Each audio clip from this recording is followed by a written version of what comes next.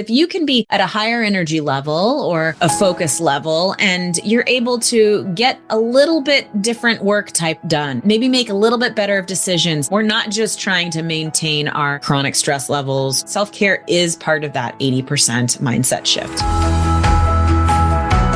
Hey everyone, I'm Annie Dickerson, and on behalf of the entire Goodegg Investments team, I wanted to welcome you to this episode of the Life and Money Show, the show where we talk about so much, everything from investing to financial freedom to parenting, traveling, creating a life by design, and everything in between. Today, I'm here with my amazing co-host, Susan Elliott. Susan, start by sharing with everyone a little bit about what we're talking about today. All right, everybody, welcome to the show. Today, we're going to be diving into the idea of self-care around our finances, around the end of the year. What does self-care look like in our life by design? And how can we use it to optimize our growth towards financial freedom, financial independence, and all the connections in between? So we're really excited to take this kind of like narrowed look at the topic of self-care today. Indeed. Especially this time of year, as we're entering into the holiday season. It can be a roller coaster. Yeah. Plus, with all the illnesses, you're going through a cold. I just came off 2 back-to-back colds. My kids are sniffling all the time. And so all the more reason for self-care and to set yourself up for a great end of the year, as well as a great start to the year ahead. Just quick note for all you overachievers out there and those of you focused on achievement and climbing the ranks. I mean, when people first started talking about self-care in my field, in my world, I'd be like, this self-care stuff again. I don't have time for this. It's like, I've got deadlines. I've got kids to pick up. I've got all these things on my list. Self-care, like, are you kidding? Like, I don't have time for that. And you may be in that boat too. We totally understand where you're coming from. There's so much to do, so much to be done, so many people counting on you. But all the more reason why you need to take care of yourself. And we're going to talk about different ways that Susan and I do that, even within our busy lives. We both got young kids. We understand the carpool schedule. We understand the daycare and the work from home, all of that stuff.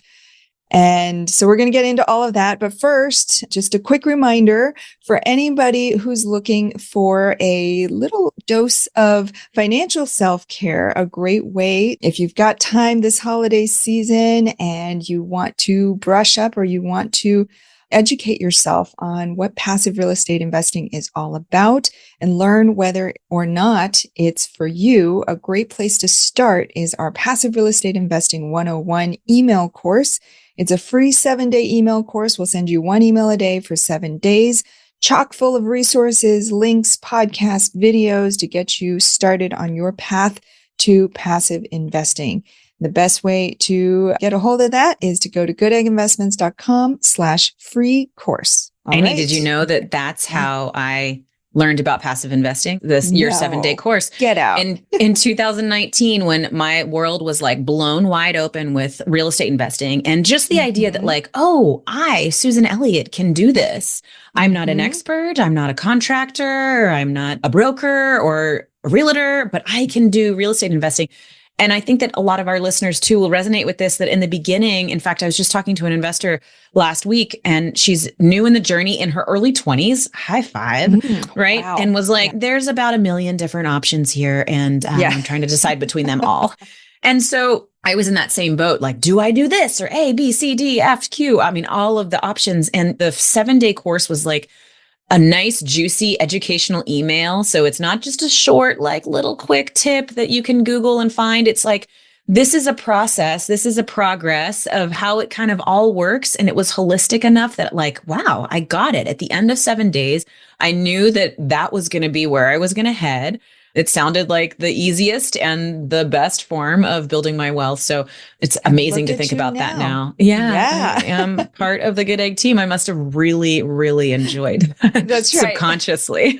Well, self-care. So where do we start? Oh my goodness. I love that you brought up that like, we're right there with you with, I mean, I have young kids. Your kids are a little bit older, like sick days, sick schedules, working from home. I mean, it's like you can layer in all of the excuses and reasons why. And we are both like driven women to reach Mhm. financial independence, reach financial freedom, to have an impact on our world around us, to do good things, to build businesses, to do all the things. And so self-care can get dropped so quickly. And thank you for like having that wisdom to start us with like, no, no, no. Self-care is an accelerator, everybody. I don't know if you knew that. And taking care of our energy and the way that we're focused and the way that we're feeling is a way to optimize our path towards financial independence. So, Annie, tell us a little bit about what you've gone through over the years or are and have landed in right now. And like, what does it self-care look like for you?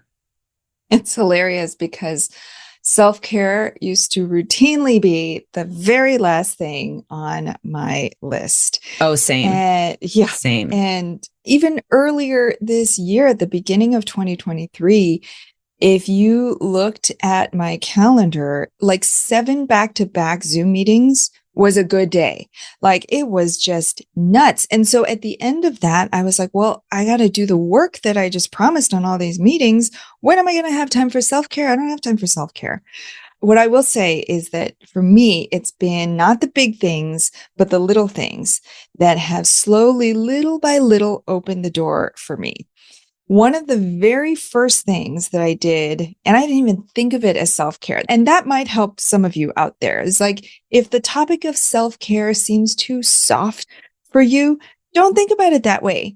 Think about it, add it as another thing on your list. The first things that I did was my good friend told me about this type of chiropractic care called network spinal chiropractic. And it's different from the normal type where it's like, they crack you and they pop you. I was like, I don't want that. But this type of network spinal, it's called, they work with energy gateways. So it's energy work, it's body work. And I thought, I'll try anything once. I'll give it a shot. So this was years ago. It's not like we had all this money lying around. These sessions are not cheap. It was like getting a massage twice a week. That was the equivalent of the cost wise.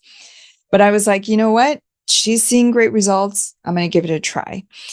And so twice a week, I would go and lie on this table.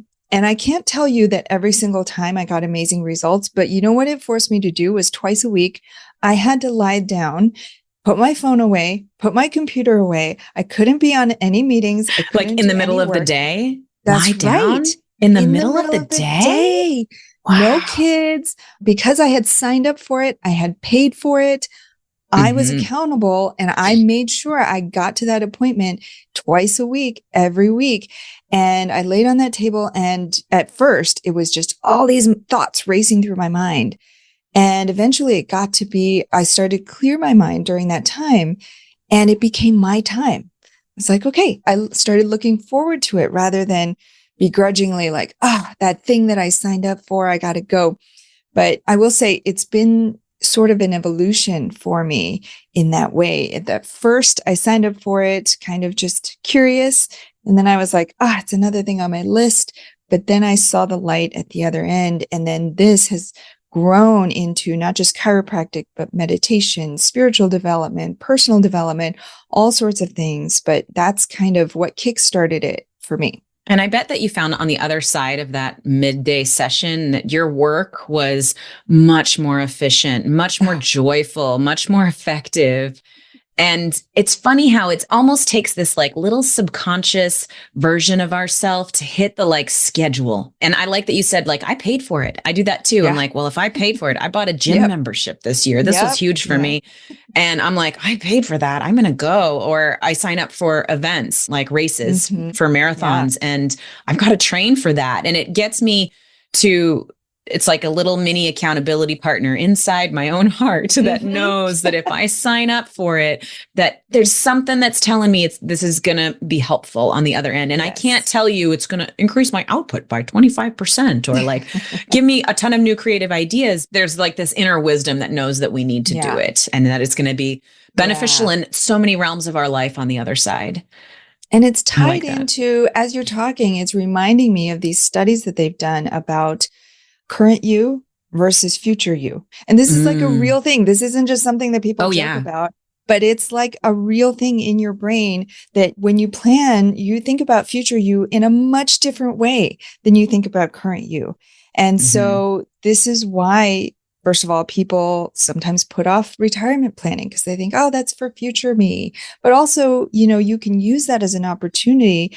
Things that, like going to see a friend. If you told me to do that right this moment, oh, I got to I got to put on my coat. I got to get all my stuff. I got to go. And maybe this isn't a friend I know well. So maybe there's some social anxiety there. I don't know. Maybe I won't do it. But if I'd already planned it ahead of time, I'm thinking, that's future me's problem. And I've already put it on the calendar. Maybe I've already paid for it. I've already committed to it. Then when the time comes, don't even think about it. It's like Mel Robbins' 5-second rule. It's 5, 4, 3, 2, 1. Just do it without thinking about it. Don't let that current you get in the way because you've already done the planning for future you. So that's another way that you can kind of skirt that. I love you. And I love that. And that's such a great segue into talking about financial self-care. Yes. I think that we talk about, the benefits of investing and taking up care of our finances as if it's just this like precious thing in our life, right? We're not ignoring it. We're not neglecting it. We're nurturing it. We're growing it. We're building the wealth because we know that this future version of ourselves way down the road, sometimes if we're thinking about retirement, is going to benefit from it. And so we really have to embrace that future you and holding them sort of like closer in our hearts. So I like the idea of financial self-care because I think too, it can place a lot more fun and joy around regular financial tasks that we all have to do. For instance, end of year tracking, right? Where did I make my investments? Where did I save money? Where did I spend extra money this year? Being able to do that kind of yearly planning, but also even the monthly stuff. Like, talk to us, Annie, about what financial self-care looks like with regular practices that you can think of.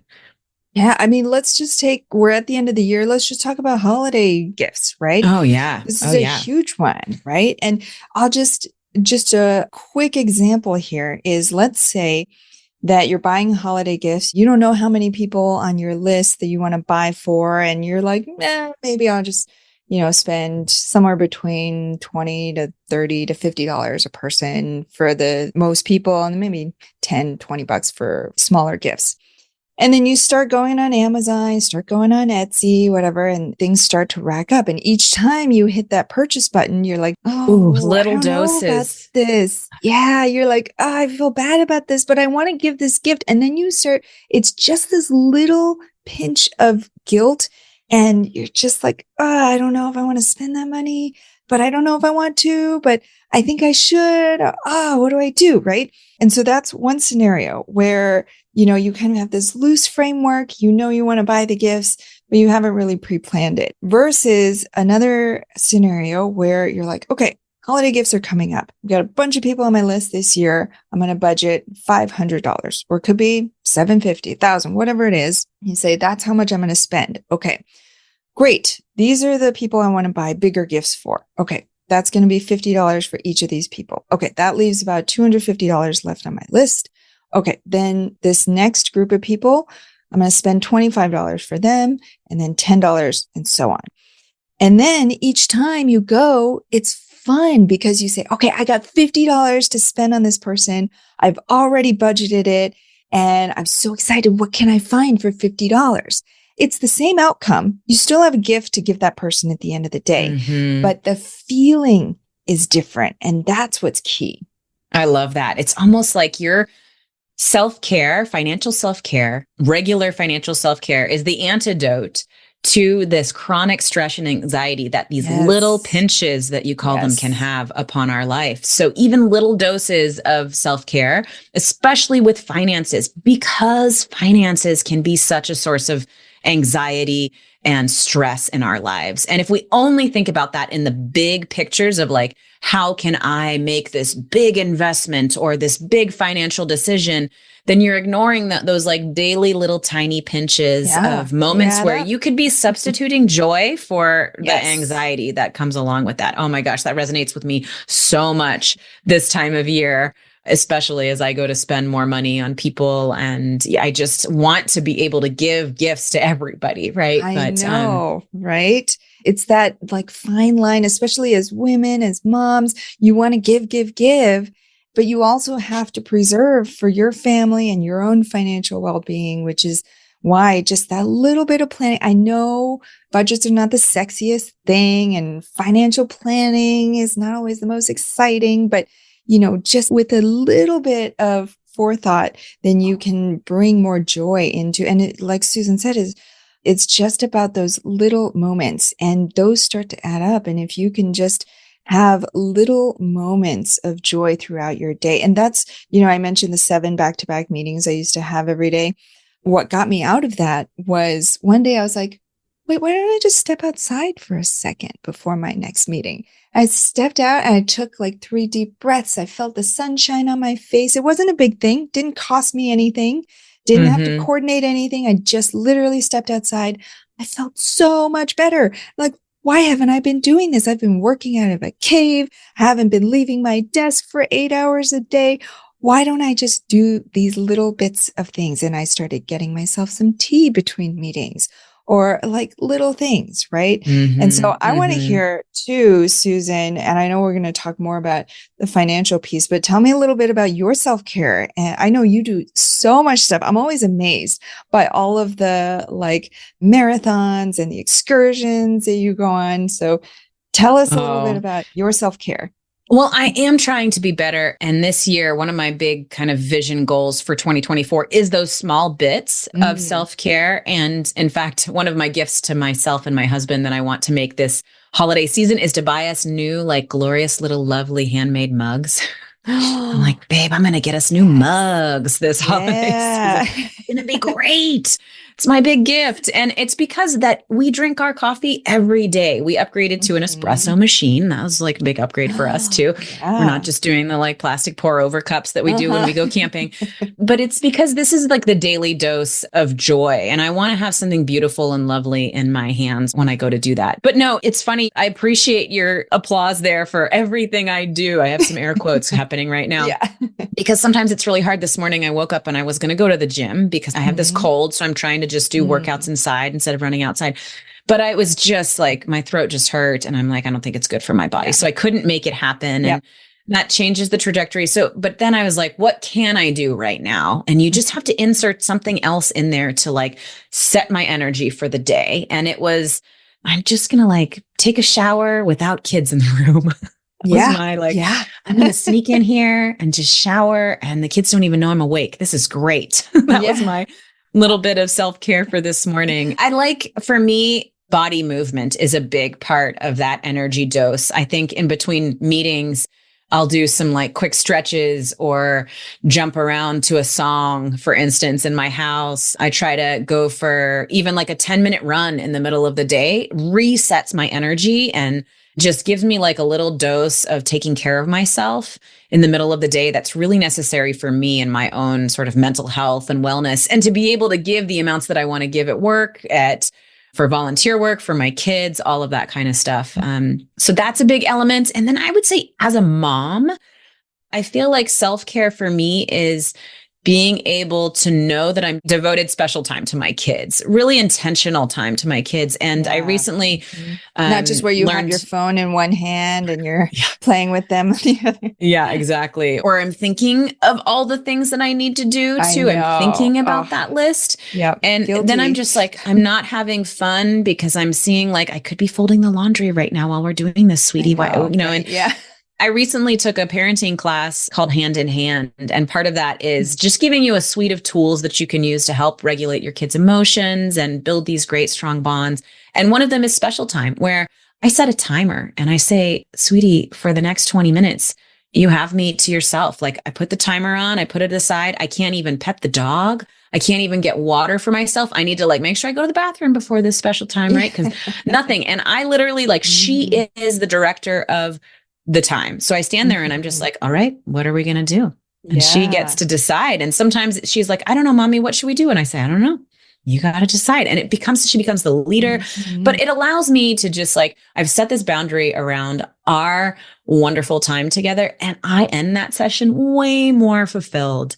Our bond grows stronger. I allow myself to not think about the lists, all of those things. And I even see that as personal self-care because I want to have these strong relationships with my kids and be able to have those times in life where I don't think about the lists. I don't think about the tasks around the house. And one of those times is meditation. That's when we can practice that. But I love that this is like almost like meditation with my kids. So those are a couple of the like little everyday bits of self-care that's really made a difference for me. Love that. And I love that you mentioned this concept of boundaries. And I think for self-care, that's so important because every one of us is bombarded every single day, whether it's kids or pets or spouse or coworkers. There's always something that somebody else needs from us. And, to be able to hold your space and to be intentional about how you want to spend your time. I love that special time. And I love that you can't even pet the dog during that time. You can't go to the bathroom, can't get water. Yeah, it's like not allowed. fully devoted. How cool. Like, how rare is that in life? Yeah, she's even come up to me and be like, Mom, next time we have special time, I got a plan. We're going to go do this. We're going to do this craft. And then we're going to transition. And then we're going to read this book. And then I want you to see me dance on the bed. Okay. And I'm like, yes, next time you got a plan. I love it. I love that. Yeah. Well, what boundaries? Tell me, Annie, what do you do in the morning? I feel like this is such a hashtag morning routine hot topic amongst entrepreneurs and achieving people. And then now that I'm a mom of 2 young kids, I'm like, don't even talk to me about mornings, please. Right. So I'd love to hear how you see about mornings, maybe what your morning routine, self-care evolution has gone through. Tell me about your mornings. Yeah, it's definitely been an evolution for sure. And I've fallen off the wagon many times. And so I'm not a regular like 5 a.m. person. I've had my times where I've been very good about that. And other times when I roll out of bed like 5 minutes before I need to get somewhere or do something. And so I've run the whole gamut. Currently, I will tell you my current morning routine. I look forward actually to waking up at 5:30 in the morning. My kids have to be up by 7. So that gives me, once I've gotten in my workout clothes and I get downstairs, it gives me about a little over an hour to myself.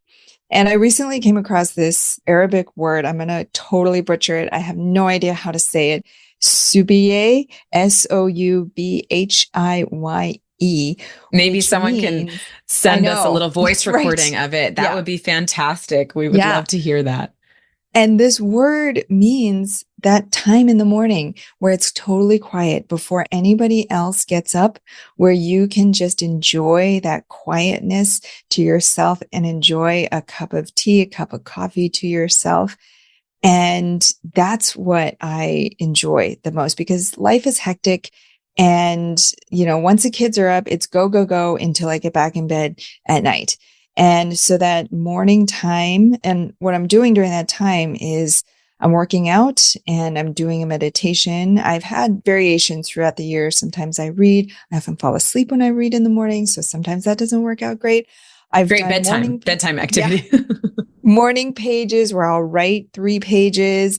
I've done lots of variations and different things have worked throughout the years. But I do find that when I do prioritize it and I do it, that it does make a huge difference in my day because the movement to what you were talking about, I've also had a journey with my whole like body image, all of that stuff over the years. And I've done lots of diets over the years, especially as a teenager, young adult, done lots of exercise programs. And until very recently, it was all about losing weight. Like for me, it was exercise equals losing weight. That was the whole purpose. And it wasn't until very recently that I realized, wait, exercise is a spiritual endeavor. When I exercise, I'm fully present in my body and I can be right here, which is such a rare thing. And on meetings, I'm always thinking about, okay, what's the next thing? What's the next idea? But when I'm working out, I'm forced to think about, okay, this glute exercise is killing me right now. Oh my gosh.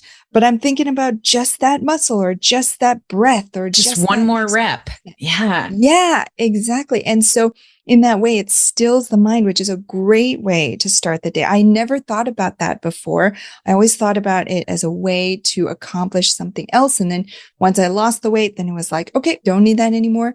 But my new mindset around it is it helps to still the mind and helps me to be here right now, so that I can have a great start to the day.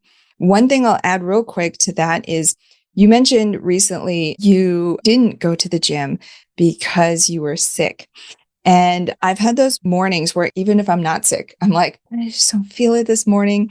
Oh, yeah. And another thing, self-care journey I've been on is the journey of the should. I used to should all over myself. And it was like, okay, I should get up right now. I should go get the kids right now. I should be playing with the kids right now. I should be working on this next project. And my life was full of these shoulds. And so even if nothing on the outside changes, but your mindset changes. And now when I catch myself saying I should do this, I'm like, wait, who told me I should do that? Where did this come from? What can I replace that with? Yeah. And so even small things like that can be part of self-care. I almost think that those small things are the most powerful too. I mean, going on a big one-time vacation retreat sort of thing would be fantastic. And I love doing stuff like that. But if I can do it for 15 minutes every day, my life is better overall than the one big vacation blowout trip, meditation retreat, yoga, all the things. I know. Yeah, absolutely. You know, I talked about my evolution, and it used to be like I would just sign up for self-care things, knowing that I'd already paid for it and I have to do it. And then I would do it and I'd be like, well, self-care is done, back to work. But now it's like integrating it in every moment as much as I can throughout the day. It's almost more challenging, even though it's little things, but it's habits and you have to constantly think about it. And so it's almost like the ninja-ing of self-care. Yeah, the ninja-ing. And it's the habits that change our life, the daily habits that change our lives anyways. So yeah, that's absolutely right. And I think that's why people do focus on the morning routine to set your energy for the day. And I'm glad that we can make that real, that like you go in and out of these morning routines. Oh, yeah. It is real, though, that when you can do something in the morning, like I said, even this morning, I mean, I was going to shower anyways, right? But I was like, no, this shower is my self-care. I just reframed it. Yeah. I mean, maybe my kids even would walk into the room and it still would have been, even though that was my idea. I'm like, okay, they're not in the room. This is great. Even if they walked in the room, it would have been like, oh, I'm resetting my energy. It's those daily things that makes a big difference. Right now, my son wakes up at 5 a.m. Sometimes it's 6 a.m. But when it's 6 a.m., you're like, natural alarm clock. I can sleep more. Yeah, it's my little alarm clock. My little 21-month-old alarm clock. And I used to, in the beginning, it was like, okay, I'm waking up. I can't have any morning routine anymore. That was my mindset around that. Like, this is fully preventing me from doing what I want to do in the morning. And then I'm like, wait a minute. First of all, this is a glorious little time between just me and him before everybody else gets up for like an hour in the house. I get a sip of my coffee. He is adorable. It's glorious. He's super happy in the mornings. And recently I've been like, how can I move my body around this time period? Because he is an active little guy. And so we roll out the yoga mats and we just kind of play and move. And I've shifted my mindset around something that I'm already doing and I barely changed it. And now it's self-care. And now it's something that can like power me up instead of suck me down and just sort of be like, okay, and now I have to make all the kids' lunches and I have to do all get ready for work. And just, it's a mindset around this. But to bring it back to why self-care is such an accelerator, it's because it is. We hear people talk about building wealth or the journey to financial freedom is 80% mindset and 20% action and tactics. I'm like, what does that actually mean? Well, this is what that means. Self-care is part of that 80%. This is how daily habits to take care of yourself and prioritize what you need to have like a great day is the 80% power up. Because if you can be at a higher energy level or a focus level and you're able to get a little bit different work type done, right? Maybe make a little bit better of decisions, a little bit more, oh yeah, I'm going to take care of my future self today a little bit too, right? We're not just trying to maintain our chronic stress levels, get by, right? So self-care is part of that 80% mindset shift. Yeah. And I think what you mentioned there was key that, you know, with your mornings with your son, you know, you were already doing it. And you could stay in that, I have to do this. My life is the worst. Why did I have kids? I just want Oh, it to just makes sleep me laugh thinking in. And about how I used to right. have that.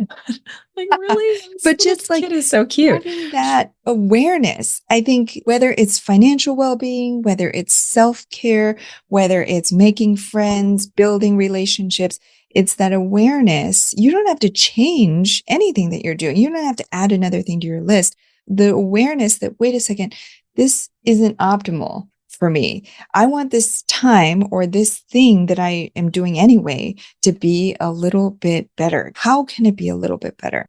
And just reframing it like you did. I love that little example where you're like, okay, well, let's just get out the yoga mats. Let's just try something new. Let's play a little bit versus the drudgery of having to get up so early and it's dark and it's cold.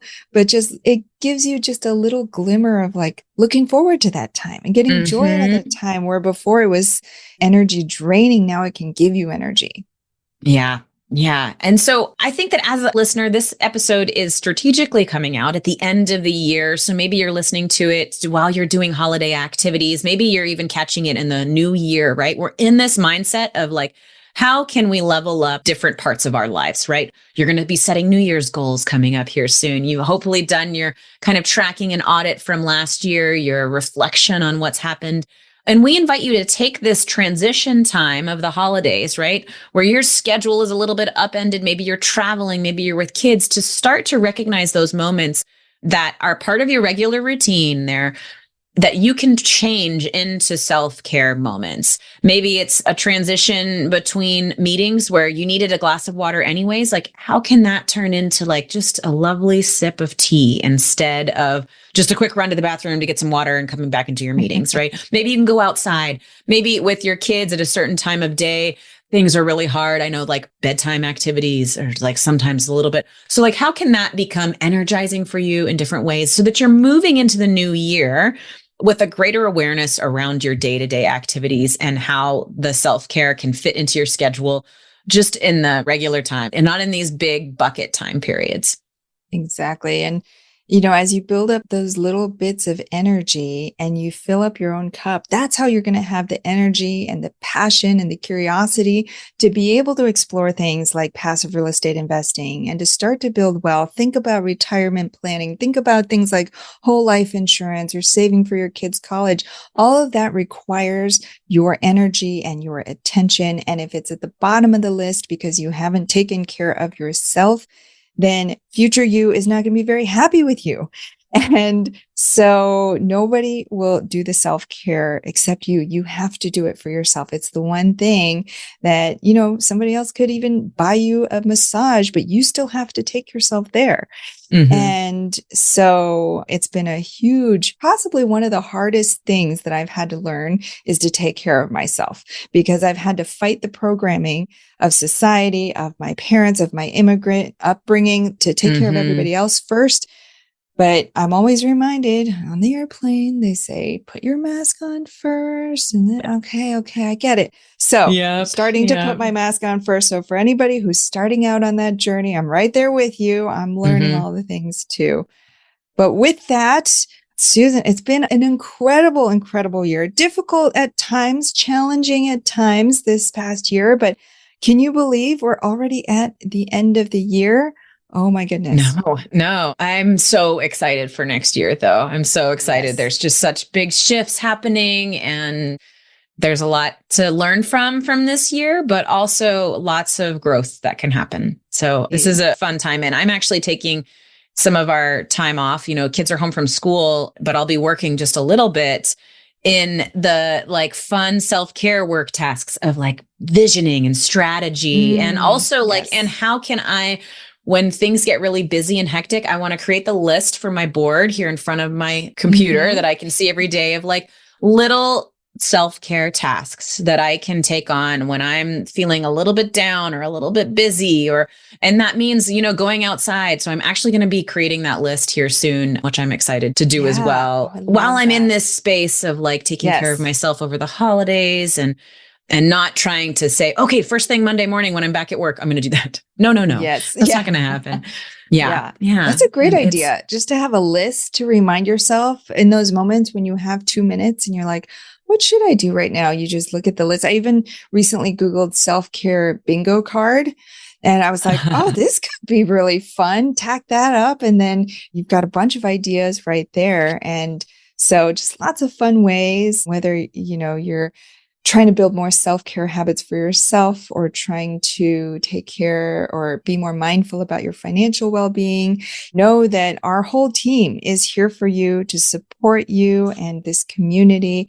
And we're so grateful for each and every one of you. As Susan said, we have an amazing year ahead. We've got lots of big plans for this podcast and the conversations that we're going to have ahead. We hope to feature some of you on future podcasts. So if you're interested or you want to give us your feedback and ideas for what you'd like to hear in future shows, just go to goodegginvestments.com/survey. We've got a quick listener survey for you. We'd love to hear your thoughts and ideas. As with everything at Good Egg Investments, we like to be right there with you and co-create everything. We'd love to hear from you. So goodegginvestments.com/survey. All right. With that, that's our show for today. Thank you so much for listening to the Life and Money Show, the show all about helping you to create a meaningful and intentional life by design.